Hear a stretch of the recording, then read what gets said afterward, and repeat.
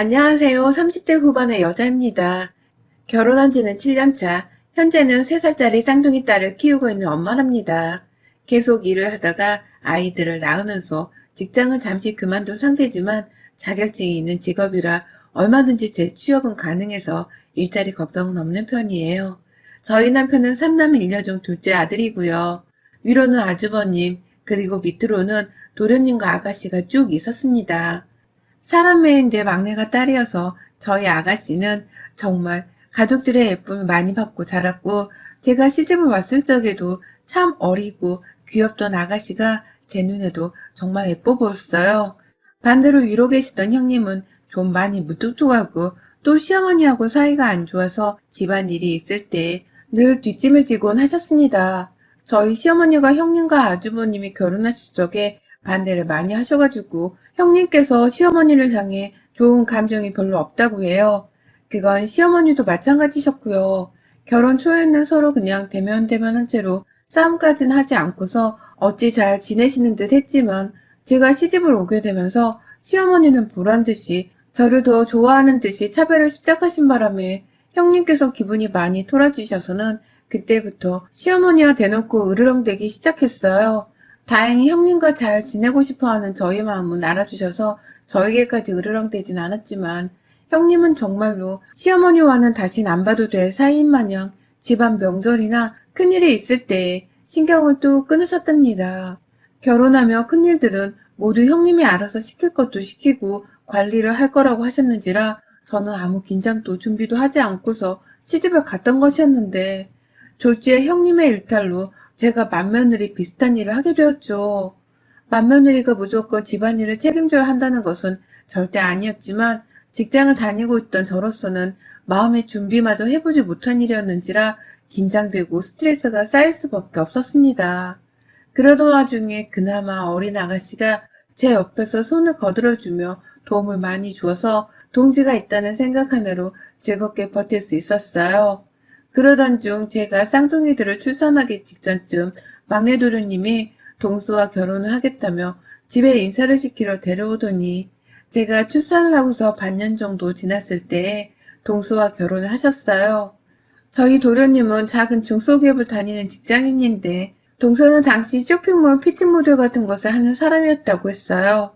결혼을 하면서는 그만둔 건지 자신의 직업을 과거형으로 밝혔고요. 모델 같은 걸 하는 사람이 주변에 하나도 없어서 저로서는 너무 신기했습니다. 진짜로 마르고 얼굴도 주먹만한 것이 참 여리여리하고 예쁘더라고요. 제 동서로 이렇게 예쁜 사람이 찾아와 주니 괜히 반갑고 친해져 보고 싶기도 했고요. 예뻐서라기보단 이제 다 같이 가족이 되었으니 같은 며느리로서 내가 동서에게 기댈 수 있는 좋은 시댁 사람이 되어주고 싶은 마음이 컸어요. 저는 처음 시집와서 아가씨가 많이 의지가 되었었기 때문에 동서에겐 저도 아가씨 같은 존재가 되어주고 싶었던 선의의 마음이었습니다. 하지만 3년 전 시집을 온 동서와는 지금껏 제가 단 한 번도 말을 편하게 나눠보거나 친하게 지낼 수가 없었어요. 평소 인간관계, 대인관계에서 절대로 모자란 게 있는 편도 아니었고, 오히려 활발하고 성격 좋다는 소리를 잘 듣고 살았던 저였는데, 동서하고만큼은 정말 친해지기가 힘들더라고요. 그리고 무엇보다 동서랑은 정말로 친해질래야 친하게 지낼 수가 없었습니다. 동서가 결혼하고 찾아온 첫 명절이 바로 추석이었습니다. 명절 전에 형님이 제게 전화를 해서는 이제 막내 동서도 들어왔고 시집 안 간 아가씨까지 해서 집안에 여자가 셋이나 있는데 나는 명절에 안 가도 되겠지? 너 들어왔을 때도 나랑 비교하는 거 신경질나 죽겠었는데 예쁜 막내 며느리가 들어왔다고 하니 얼마나 나를 더 비교하지 못해 안달이시겠어. 동서가 수고 좀 해줘. 라고 연락이 왔어요. 미안하다면 시댁 가는 길에 휴게소에서 뭐라도 사 먹으라고 돈 20만 원을 제 계좌로 보내주기까지 하면서 말이죠. 올해도 결국 이렇게 형님의 도움을 받지 못한 채 명절을 보내야 하는구나 싶었지만, 맨입으로 모른 척 하지 않고서 용돈까지 챙겨주시는 형님이 고마웠습니다.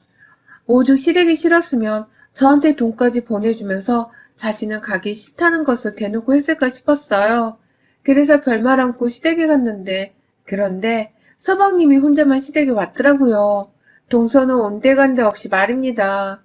온 가족들이 새댁을 보러 고대를 하고 있었는데 무작정 말없이 명절에 찾아오지 않는 동서에 대해서 궁금해하던 중 서방님이 다소 충격적인 소식을 전해줬어요. 동서가 글쎄 몸에 마비 증상이 찾아와 시댁에 오지를 못하게 되었다는 겁니다. 그 소식에 시어머니는 듣자마자 뒷목을 잡으시며 지금 몸은 괜찮냐? 병원은 갔냐? 어떻게 큰일은 아니지? 라고 엄청 걱정을 하면서 어쩔 줄을 몰라 하셨고 시아버지부터 시작해서 모두가 다 근심 가득한 표정으로 막내 서방님을 바라봤습니다. 그러자 서방님도 한숨을 푹 쉬면서 나도 마비 증상 있는 사람은 처음 봐서 진짜 시겁했는데 다행히 누워서 진정을 하면 괜찮아진다고 하더라고. 전에도 이런 일을 몇 번 겪었었나 봐. 라고 말을 했어요. 서방님도 와이프의 갑작스런 병증에 많이 놀란 눈치였습니다. 그러니 저도 명절에 오지 않는 동서에 대해 뭐라 화를 내기보단 오히려 건강이 걱정되어서 바로 문자로 안부 인사를 남겼고 저녁에 잠시 숨 좀 돌릴 때에는 동서한테 전화를 했죠. 동서, 몸에 안 좋다는 얘기 들었는데 괜찮아? 혼자 집에 누워있어서 어떡해. 무슨 일 생기면 바로 병원에 갈 수 있도록 핸드폰을 옆에 꼭 붙들어 놓고 혹시 모르니까 서방님께 1시간에 한 번씩이라도 전화를 해보라 말씀을 드릴게. 혹시 마비 증상으로 전화를 받지 못하면 여기서 바로 119에 신고라도 해볼 수 있도록 말이야. 라면서 저는 정말 심각하게 받아들이고는 동서한테 여러 가지 위기 상황에 대비할 방법을 알렸어요. 저 사실 간호사거든요. 마비가 언제 또 찾아올지 모르는 사람이 혼자서 집에 남겨져 있는 게 위험하게 들리기도 해서 저희 딴에는 멀리서도 동서가 혼자가 아니라는 걸 느낄 수 있도록 안심을 시킬 참이었어요. 하지만 동서가 그러더라고요. 아니요, 귀찮게 무슨. 그냥 좀 쉬면 괜찮아지는데 갑자기 요새 명절에 시댁을 가야 한다고 하니 스트레스를 많이 받았던 것 같아요. 한두 사람도 아니고 큰형님의 작은 형님, 게다가 결혼 안 한 아가씨까지, 아휴, 그냥 전 좀 쉬면 괜찮아질 거니까 신경 쓰지 마시고 전화도 절대로 하지 마세요. 저 진짜 쉬어야 해요. 라고 말입니다. 아픈 사람이 받는 전화가 맞나 싶기도 했고 시댁이 싫다는 걸 은연중에 표현하는 것 같아 전화 내용이 다소 찝찝하게 들렸으나 저는 그 후 저녁에 찾아온 손님들 상을 차리고 또 다음 날에는 바로 아침에 제사가 있어서 동서를 더 신경 쓸 수가 없었어요. 서방님도 통화를 하는 듯 보였고 서방님도 추석 마지막 날에는 와이프가 빨리 오라고 해서 나 먼저 서울 갈게 라며 먼저 짐을 싸고 집을 나서더라고요. 부부가 둘이서 서로 걱정하고 챙기며 잘 있는가 보다 싶었습니다. 한껏 동서랑 친해져 보려고 마음이 부풀어서 찾아간 명절이었는데 만나지 못해 아쉬움이 컸어요. 그래도 아픈 사람 몸 건강 챙기는 게 먼저라 생각을 하면서 더 연락을 하진 않았고요. 명절 끝나고 서울에 올라가서 이틀 정도 지난 후 동서한테 다시 연락을 했습니다. 마비 증상은 어떤지 건강 잘 챙기라는 말을 전해주려고요. 하지만 동서가 제 연락을 받지 않았고 저는 그때 생각했죠. 혹 내 연락이 부담스러운 건 아닌가 하고 말입니다. 아직 친해지지도 않았는데 내가 너무 일방적으로 전화를 걸고 있는 게 아닌가 싶었던 마음에 저도 추가로 연락을 하지 않았고 문자로만 또 짤막히 동서, 아픈 건 어떤지 물어보러 연락했어. 얼른 건강 쾌차하고 잘 지내고 있어. 라고 보내놨네요. 하지만 그 후로도 설날에, 그리고 추석에, 그리고 그 다음 설날에도 동서를 만나기는 힘들었습니다. 명절이 되었는데도 동서는 시댁에 전혀 나타나질 않았고요. 서방님만 혼자서 참석을 했습니다. 동서가 왜 안 왔냐고 물어보자 이번에도 역시나 동서가 마비 증상을 겪고 있어서 그렇다더군요. 세상에, 마비가 이렇게 주기적으로 매번 찾아올 정도냐며 저는 혼자서 괜히 심각해졌는데 서방님은 그게 너무 흔한 증상이어서 그런지 좀 있다가 괜찮아질 거예요. 라는 말과 함께 별일 아니라는 듯 말씀을 하셨어요. 주변 시댁 식구들이 모두 다 걱정을 하는 와중에 혼자서만 대수롭지 않게 여기는 것이었죠. 제가 또 전화를 해볼까 싶었지만 동서가 저번에 제 문자를 씹은 것부터 이번에 전화 한 통을 또 받지 않았다는 것에서 저도 좀 감정이 상해 있었습니다. 아무리 그래도 사람이 자기 건강 걱정되어 진심으로 연락을 했으면 받는 척이라도 하면서 지낼 법한데 그 정도의 예의도 없이 무턱대고 연락을 씹어버리는 동서의 인성이 저 또한 마음에 안 들기 마찬가지였죠. 슬슬 마비가 자꾸 찾아온다는 사실도 수상하다고 생각이 될 때쯤 시아버지의 칠순잔치가 있었습니다. 잔치라기보단 저희가 몸이 불편하신 시아버지의 걱정이 되어 주말에 짧게 모여서 밥 한 끼를 먹으며 헤어지곤 했는데요. 그날 동서가 시댁에 왔더라고요. 결혼을 하고서 시댁에 온 게 동서한테는 1년 반 만에 거의 처음이었어요. 아주 멀쩡하게 걸어 들어와서는 한다는 말이 아버님, 생신 축하드려요. 제가 늘 오려고 했는데 이놈의 몸이 너무 연약해서 도저히 찾아올 수가 없더라고요. 저도 막내 며느리로서 조상님들께 제사도 지내고 예쁨 받고 그래야 하는데 라면서 시아버지의 곁에서 팔짱을 끼며 꼭 안기는 막내 동생의 태도에 저는 시겁을 하고 말았습니다. 그리고서 동서는 저한테도 말을 걸긴 걸어왔어요. 다만 전혀 다른 말투와 표정으로 말이죠. 형님, 케이크는 사오셨죠? 라고 말입니다. 제 손에 든 케이크를 보고서 한 말 같았어요. 그러니 저도 얼떨결에 여기 라면서 대답을 했고 그러자 동서는 제 손에 든 케이크 쏙 빼가서는 본인이 부엌으로 들어가 케이크의 초를 꽂고는 불을 켜더라고요. 순식간에 시아버지께 생일 축하 노래를 불러줘야 하는 상황이 되었고 제가 사간 케이크는 동서의 손에 들린 채로 시아버지 앞으로 가 있었어요. 시아버지는 막내 며느리가 역시 애교가 많네. 예쁘니 뭔들 못해. 라면서 동서의 손이 케이크에 촛불을 끄셨고 아주버님과 서방님 그리고 저희 남편까지도 우르르 박수를 치면서 동서에게 센스가 라며 엄지를 치켜 세웠어요. 전 졸지에 제 돈 쓰고 케이크 사가 놓고선 뒤에서 지들끼리 즐거워하는 시댁 식구들을 보고 있어야 했고 저희 딸아이는 노랫소리에 보채는 바람에 달래주느라 뒷방 신세로 전락을 해버렸습니다. 그 사이에 아가씨도 뭔가 찜찜함을 느낀 건지 저 언니 아픈 사람 맞아요? 라면서 저를 도와 아이들을 봐주겠다며 방 안으로 들어왔고 역시나 생일날 참석을 하지 않은 형님은 그 와중에도 깜깜 무소식이었죠. 그리고 점심밥을 차려야 하는 시간 이미 시어머니가 대다수의 음식들을 차려 놓으셨고 제가 어떻게든 하나 해보겠다며 옆에서 어머님을 거들어 드리고 있었어요. 안 그럼 그 노인네 혼자서 오만 식구들 상을 다 차려놓아야 했으니까요. 그런데 아무리 기다리고 또 기다려도 동서가 부엌 안에 들어오질 않는 겁니다. 저도 이해해요. 여자가 부엌에 들어와서 일을 무조건 거들어줘야 하는 것도 아니고 아버님의 자식들인 이 집 남매들한테 일을 시켜도 된다는 것을 잘 알고 있었습니다. 하지만 이미 마누라가 오지 않아 죄스럽다면서 큰 아주버님께서도 부엌으로 왔다 갔다 하며 잔잔바리 일을 거들어주고 계셨고 저희 남편은 시어머니를 도와 일하는 저를 돕겠다면서 쌍둥이 딸을 돌보고 있었고 아가씨도 나서서는 저를 거들겠다며 부엌에 들어와 있는 상황이었어요. 그런데 결혼하고 2년 만에 나타난 동서는 그냥 거실 바닥에 앉아서는 나이 든 시아버지 옆에서 대화를 나누는 것도 아닌 채로 TV를 보며 과자를 먹고 있더라고요. 옆에 서방님까지 따라 앉힌 후 어른들 앞에서 서방님 허벅지를 쓰다듬으면서 말입니다. 그러니 제가 기가 막히고 화가 나고 어처구니가 없을 수밖에요. 결국 그날 좋은 날이라며 저는 동서에게 그 어떠한 불만도 내비치지 않았으나 동서는 처음부터 끝까지 부엌에는 단 한 번을 들어오지 않았습니다. 하다못해 바로 앞에서 시어머니가 다 먹은 그릇들을 치우겠다고 허리를 굽혀들고 계신데도 불구하고 거기다가 제 그릇도요 라면서 자기 그릇 하나를 시어머니께 주더라고요. 그 순간 시어머니도 얘가 뭔가 싶으셨는지 동서를 빤히 쳐다보셨고 옆에서 덩달아 모든 식구들이 동서를 쳐다봤지만 동서는 아랑곳하지 않았어요. 오히려 저 이거 너무 맛있는데 남은 거 있으면 좀 싸주세요. 라며 제게 생일상으로 만들어 놓은 잡채를 포장해달라고 하더라고요. 남의 식당에 와서 밥만 얻어먹고 나가는 손님 같았어요.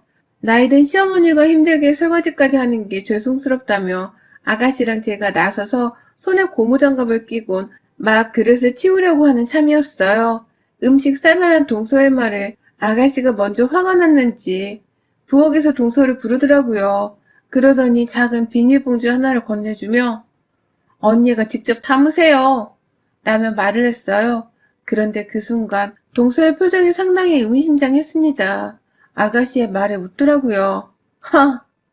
나는 황당하단 듯이 코웃음을 내면서 아가씨의 손에서 비닐봉지를 받아가선 정말 나무 잡지를 싹쓸이하듯 담아갔어요. 그리고는 서방님을 데리고는 먼저 집에 가보겠다며 서울로 출발을 했죠. 기분이 나빠도 너무 나쁜 동수의 태도에 괜히 재수가 없었습니다. 내가 싸가지 없는 동수한테 괜히 친해져 보려 먼저 마음을 쓴 건가 싶어서 마음을 접어야겠다고 생각을 하던 도중 아가씨가 그러더라고요. 다가올 설날에는 또 마비 증상이 있다면서 집에 제사를 지내러 오지 않을 게 분명하다고 말이죠. 자신 있으니 자기랑 내기를 하자면서 말입니다. 그러더니 아니나 다를까 정말로 다음 설날에 동서는 또다시 갑작스런 마비 증상이 몸에 찾아왔다면서 시댁에 오지를 않았고 서방님만 시댁에 내려왔어요. 이번엔 서방님의 표정도 상당히 어두워 보였어요. 그 바람에 시부모님은 또 무슨 병치레를 하는 거냐면서 막내 동서를 엄청나게 걱정하셨고 슬슬 저희 남편도 진짜 큰 병이 아니냐면서 동서를 걱정하더라고요. 그래서 제가 시부모님 몰래 남편 등짝을 쫙 때려줬죠. 그게 다 시댁에 안 오려는 핑계인 걸 눈치 못 챈 거냐면서 말입니다. 그런데 그때 시아버지가 이상한 말씀을 하셨어요. 그래서 병원비가 그렇게 많이 나왔나 보네. 그러니 그리 돈 달라고 했고, 에고, 막내가 그리 아파서 어디 나중에 애는 낳을 수 있겠다냐? 라고 말입니다. 그러자 난데없는 동서를 바로 어제도 봤을 서방님이 시아버지를 향해 돈? 돈이라고? 라면서 놀래 자빠지려 하시는 겁니다. 서방님도 정작 이 사실에 대해서는 모르고 있었던 겁니다. 자기 마누라가 아버지한테서 돈을 달라고 하고 있었다는 사실을 말이죠. 시아버지 생신날에는 분명 부부 사이가 좋아 보였는데 불과 3달 만에 맞이한 설날에는 서방님과 동서의 분위기가 다소 낯설게만 느껴졌고 돈 얘기가 수면 위로 오르자 온 가족들도 집중을 해서 요목조목 캐내기 시작했어요. 그리고 나서야 모든 게 드러났습니다. 그간 동서가 시아버지한테서 거의 5천만 원 정도를 치료 비용으로 인해서 돈이 필요하다면서 뜯어갔다는 거예요. 시아버지께는 그 정도의 돈이 충분히 있어서 무리는 아니었지만 병원비로 돈 5천만 원을 뜯어갔다는 사실 자체가 온 가족들에게 충격이었습니다. 게다가 저랑 아가씨는 동서의 마비 증상이 다 명절에 시집살이를 하지 않기 위해서 둘러대는 뻥이라는 것을 눈치챈 상황이었는데 돈이 뜯겨나갔다고 하니 기절을 할 수밖에요. 결국 아가씨는 미친 거야? 마비 증상이 맞는지 아닌지도 모르는 상황에서 돈 5천만 원이 무슨 옆집의 이름이냐고. 막내 오빠, 오빠도 말 좀 해봐. 마누라를 옆에서 가장 가까이서 본 건 오빠잖아. 내가 보기엔 마비 증상이라는 게 숨 뻥 같던데. 우리 집에 안 오려고 둘러댄 언니 거짓말 아니야? 그런데 돈 5천만 원을 가져갔다니 이게 도대체 납득이 가는 상황이야? 라면서 자기 오빠를 향해 이럴 순 없는 거라며 막 화를 내기 시작했습니다. 저번 아빠 생일 때도 손 하나 까딱하지를 않고서 오빠 허벅지나 만지작거리며 가만히 놀고만 있더니 아니나 다를까 명절에 또 마비 증상을 들먹이며 농땡이를 까고 있는 게 아니냐고. 그런데 뒤에서는 우리 아빠 돈 5천만 원을 꼬가고 있었냐면서 아가씨는 급기야 서방님의 앞으로 찾아가 삿대질을 해대며 쏘아대기 시작했어요. 그제서야 시어머니도 그간 집에 찾아오지 않다가 시아버지 생일에만 보란듯이 찾아와서는 생일 케이크까지 불게 하며 애교를 부렸던 것. 그리고 시아버지 옆에서 꼭 붙어 앉아서는 내내 놀고 있었던 것이 다 그놈의 돈을 꾸기 위해 시아버지한테 잘 보이려고 그런 게 아니었냐면서 화를 내기 시작했어요. 점점 끓어오르다가 확 폭발을 하는 화산 마냥 시어머니가 딱 그렇게 뚜껑이 열려서는 서방님을 향해 이씨 찍고 하라고 혼을 내기 시작하셨죠. 막내 아들이라서 둘째인 저희 남편이나 아주버님보다도 훨 편하고 친근하게 대하며 아끼시던 시어머니셨는데 졸지에 부모를 기만한 자식이라면서 아주 홍군형을 내주겠다는 표정으로 서방님을 닥달하셨습니다. 그 바람에 서방님 자신도 뭐가 뭔지를 잘 모르겠다며 한참 고개를 숙이고 있다 말하더라고요. 나도 당연히 마비 증상 있는 줄 알았어. 명절 전만 되면 손을 갑자기 막 떨고 자다가 다리를 막 떨고 그래서 분명 마비가 맞다고 생각해서 집에서 쉬라고 내버려 둔 것이었는데 이상하게 나도 기분이 찜찜하더라고. 밖에서 일도 안 하는데 명품 가방을 떡하니 사오질 않나. 명품관에서 쇼핑을 하질 않나. 내 월급은 그 정도로 커버해줄 수가 없는데 어디서 그렇게 돈이 나오나 싶어서 설마 전에 하던 일을 또 하는 건가 라면서 말을 하다가 갑자기 말실수를 했다는 듯이 입을 꾹 막아버렸어요. 눈빛이 아차차라고 하면서 어쩔 줄을 몰라 하고 있었고요. 전에 하던 일? 라면서 아가씨가 서방님의 말을 놓칠세라 바로 반문을 했습니다. 전에 하던 일이 뭐였는데? 피팅 모델을 했다고 하지 않았어? 라면서 물어보는 아가씨의 말에 저도 질세를 합세를 했어요. 피팅 모델을 하면 원래 그렇게 돈을 많이 버는 거예요? 밖에서 촬영을 하느라 힘들어서 몸에 마비 증상이 왔던 건가? 그러면 몸을 생각해서라도 일부러 그 일은 하지 않아야 하는 게 맞는 거 아니에요? 라면서 막 쏘아댔죠.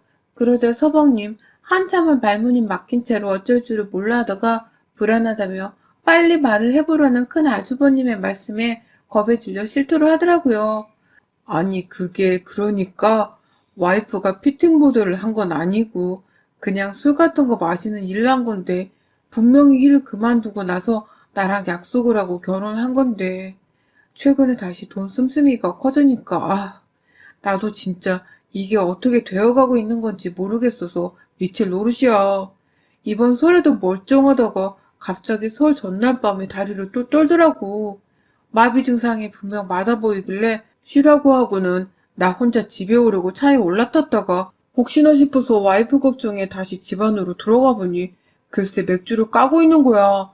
딱 그 순간에 나랑 눈이 마주쳤는데 쎄한 거야. 설마 마비 증상이 다 쇼였나 싶어서. 라고 말입니다. 세상에 보통 내기 여자가 아닌 줄은 알았지만 술집에서 일하는 여자였다니. 서방님이 둘러대면서 술 같은 거 마시는 일이라고 표현을 하긴 하셨지만 저와 아가씨 그리고 남편과 아주버님은 단번에 눈치를 챘습니다. 동서가 술집에서 일하는 술집년이라는 것을 말입니다. 어쩐지 어른들 앞에서 서방님 허벅지를 쓰다듬는 스킬을 시전할 때부터 스킨십의 보통 내기는 아닌가 보다 싶었습니다. 내가 사간 케이크를 뺏어다가 시아버지 앞에서 눈웃음을 살살 지으며 축하 노래를 부를 때에도 저거 정말 보통 여우가 아니다 싶었습니다. 명절만 되면 귀신같이 마비 증상이 찾아오는 것도 정말 눈에 빤히 보이는 거짓말인데 속아주는 척 참고 있었어요. 그런데 시아버지의 지갑에서 돈 5천만 원을 치료비 명목으로 털어가다니 이거 정말 대단히 난년이더라고요. 결국 그날 아가씨며 큰아주머니며 저희 남편까지 온 식구들이 합세를 해서는 동서를 가만두지 않겠다고 선전포고를 했어요. 저희 시아버지가 가진 땅이 많으셔서 자식들은 평범하게 산다고 하더라도 물려받을 재산이 많은 상황이었거든요. 그걸 결혼하고 명절에 한 번 찾아오지도 않는 그딴 며느리가 5천만 원이나 먼저 땡겼었다고 하니 다들 화가 나 미칠 노릇이었던 거죠. 하다 술집년이라는 사실에 괘씸하고 사기를 당했다 싶기도 했을 것이고요. 결국 그 자리에서 시아버지의 주도하에 온 가족들은 서울로 갔습니다. 저희 가족차 그리고 아주버님네 차, 서방님들 차로 온 시댁 식구들이 나서서는 서방님의 집으로 향했고요. 졸지에 한두 사람도 아닌 식구들이 우르르 동서네 집으로 몰려서는 쳐들어가 버리고 말았죠. 참 동서도 가관이었습니다. 서방님이 언제 집에 오실 줄 알고 온 집을 아주 맥주랑 안주로 쑥대밭을 만들어 놨더라고요. 마비 증상이 와서 아프다는 사람이 이제 보니 내내 명절 때마다 이런 식으로 술바람이 나서는 혼자 편하게 쉬면서 시아버지한테서 받을 돈은 돈대로 빼내가고 있었던 것입니다.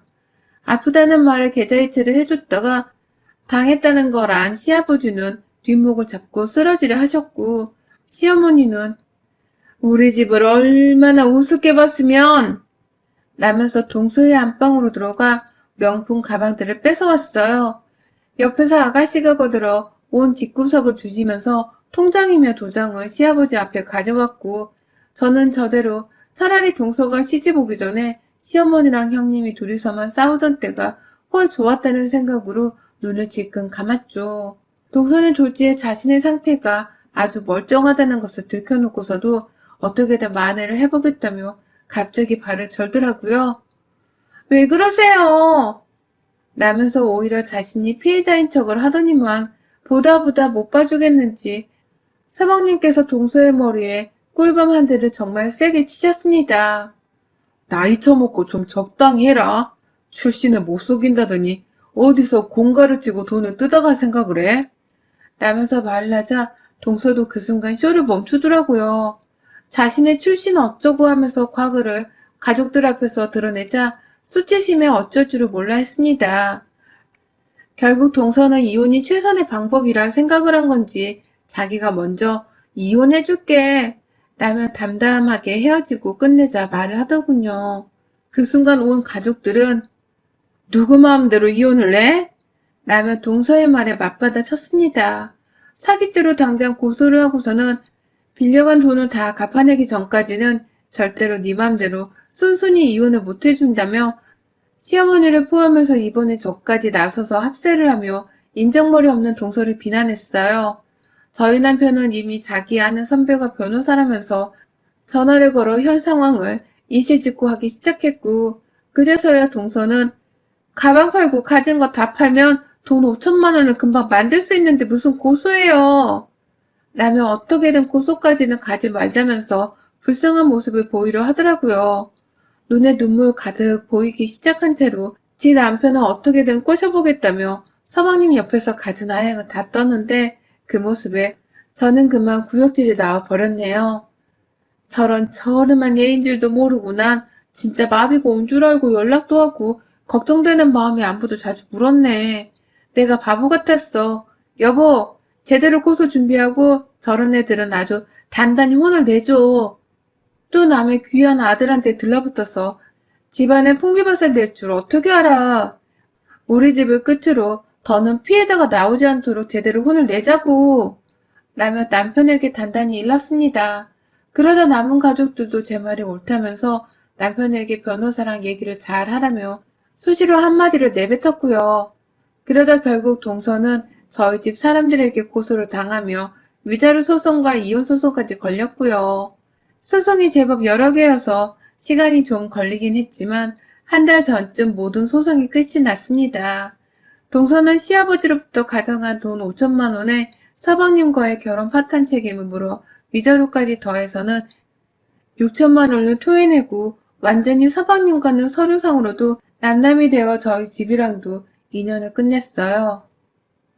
정말 즐기고도 즐긴 소송이었고 겨우 돈 1,000만 원을 위자료라 물어내곤 멀쩡한 남자를 이혼남으로 만든 동서가 너무 원망스러웠지만 술집 여자인 거 뻔히 알면서 데리고 살겠다 결혼한 서방님도 제 눈에 솔직히 똑같아 보였습니다. 자업자득의 결과라 생각을 하며 서방님이 스스로 깨우친 것이 많았기를 바라봤죠. 시아버지도 빌려간 돈을 되돌려받는 것만으로도 이제 다 괜찮다며 서방님께는 여자 좀 똑바로 보고 사겨라 라는 말을 하며 제대로 혼을 내셨고요. 졸지에 시어머니는 큰며느리가 엄청나게 착하고 좋은 며느리였다는 것을 동서를 보며 깨우치셨는지 먼저 연락을 하셔서는 형님께 명절에 찾아와라 생일날에도 다 같이 만나자 라고 하면서 친해져 볼 시도를 하고 계시는 중이랍니다. 졸지에 저는 그 사이에서 굳건한 제자리를 지킨 믿음직스러운 최강 며느리가 되었고요. 이거 참 좋다고 해야 할지 별로라 해야 할지는 모르겠으나 집안에 사람 하나가 잘 들어오면 어떤 일이 벌어질 수 있는지를 이번에 제대로 보고 겪으며 깨우쳤답니다. 마비 증상 그거 아무나 쉽사리 아무 때나 겪는 게 절대 아니라는 거 이번 기회에 혹시 모르니 다른 시어머니들도 꼭 알고 계시길요. 여러분의 생각은 댓글로 남겨주세요. 오늘도 시청해주셔서 정말 감사합니다.